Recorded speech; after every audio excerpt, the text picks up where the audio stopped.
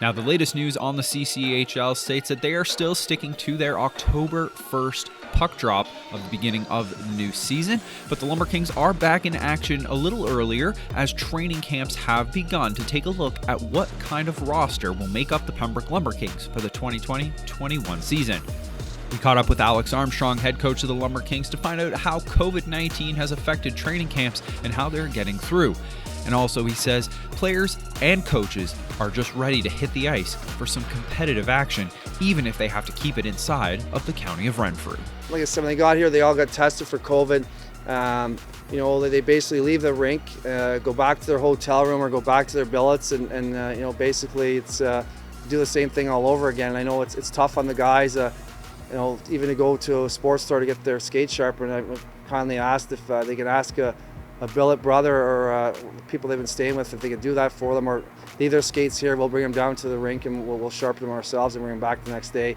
Right now, we're lucky enough we don't have anybody staying in hotels anymore. We've trimmed it down where basically the kids are local, or the kids are already in billets. So it's pretty structured. The kids have been good, but we all know it's very difficult when you're trying to get to know each other. And we've been fortunate enough. The kids have gone out golfing when they can social distance. I think they've been paintballing.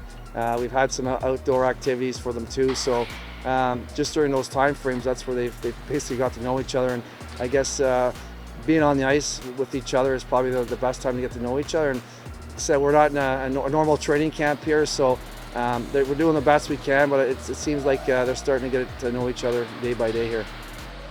So we're fortunate enough here that in this rink that there's rubber all along the stands, so from basically one end to the other, they've got rubber all the way around, so we don't have to use the dressing rooms, right? So we're fortunate that way. Where I guess other arenas, people may say we get to use the rooms, but we have to use the rooms because there's no rubber mats on the stands leading onto the ice. They don't have much choice. So I think from that perspective, I'm sure there's been some grumblings about why it's at the PACC did we not use restrooms. Well, I mean, it's because there's rubber right there and there's more space. I mean, we put 40 guys, we'll take up 4 or 5 rooms, and the next user group would have to wait an hour and a half. So I think it's been beneficial for us and to everybody. I know it's tough getting dressed outside when it's pouring rain. It's a little cool, but like I said, hopefully we can move forward here in the next couple of weeks, and the facilities and whatnot can start to open some things up.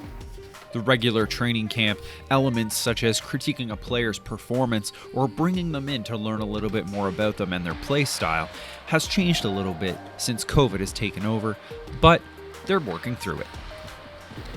Like I said, out here we're all 6 feet apart, and if it's on the ice again, we talk to them all, and if I have to meet them afterwards, we talk to them all. It's individually, and we're 6 feet apart, or if we're in close, we're wearing our masks. So like I said, it's not your average come in the room with the coaching staff and have an exit interview, right? So it's been difficult, but I think everyone's on the same page. The players understand, the staff understands, and like I said, most importantly, I think everyone's just happy back on the ice, and we've got a pretty good idea of who the player is. And I think moving forward, hopefully when we get some exhibition games going, even if it's the same rules, then at least we'll be able to see them play, right? So hopefully when we start the league and there's body checking and whatnot, when that comes around, maybe that player will be able to elevate his game. But for now, he's just got to play within those elements.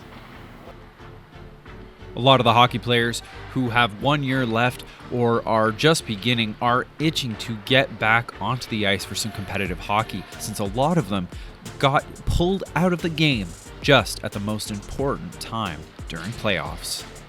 I would be happy just to get some games rolling, even if we couldn't have any fans. I'm not saying that to be rude or anything like that. I just think that it's important to get the ball rolling. The kids playing games, they're all itching. It's not just our team. I think every team in the league and around the country is really itching to get going. This is the game they love, and it was taken away from them in March at the most important time of the year. And I think we'll be very fortunate the fans to come in. If it's 25%, we'll be very happy to have them. But again, we can only do as much as the health units allow us to do. So I think everybody's moving in the right direction. Hopefully by October 1st, or the middle of October, or whatever the time frame is, they'll allow some fans in the rink, and hopefully things continue to get better, and maybe they'll allow more fans as the weeks move forward here. So we'll just have to take it day by day.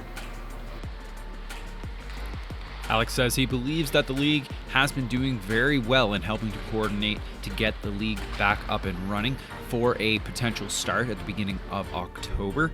Between the league and the health unit, hockey will be played and the puck will be dropped.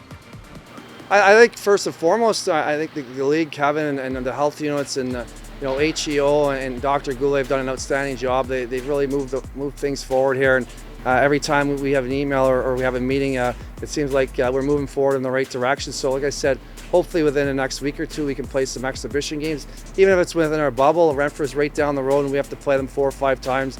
And we're okay with that. We just want to see the kids in competition, and hopefully by October 1st we can drop the puck. And if it's not till October 10th, and there's not much we can do about it. We just have to make sure that when the pucks drop, we're all ready to roll and we don't have any setbacks.